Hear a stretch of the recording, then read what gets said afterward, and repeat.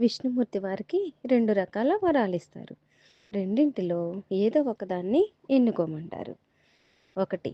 భూమిపై మీరు విష్ణుమూర్తి భక్తులుగా పుట్టి 7 జన్మలు భూలోకంలో ఉండాలి. 2.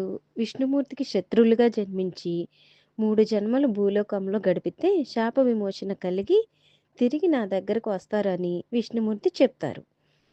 7 జన్మలు మీకు దూరంగా ఉండలేమని రెండవ వరం ఇమ్మని అడుగుతారు. అంటే 3 జన్మలు శత్రువులుగా జన్మిస్తాం అని విష్ణుమూర్తికి చెప్తారనమాట. 3 జన్మలు ఏంటి? 3 జన్మల్లో వాళ్ళ పేర్లు ఏంటి అనేది ఇప్పుడు మనం చెప్పుకుందాం. మొదటిది కృతయుగం. కృతయుగంలో హిరణ్యాక్షుడు, హిరణ్యకశిపుడు. రెండవది త్రేతాయుగం. త్రేతాయుగంలో రావణాసురుడు, కుంభకర్ణుడు. మూడవది ద్వాపరయుగం. ద్వాపరయుగంలో శిశుపాలుడు, దంతవక్త్రుడు.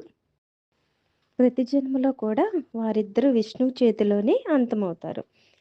చివరికి వారిద్దరికీ కలియుగంలోనే శాపం నుంచి విముక్తి లభిస్తుంది.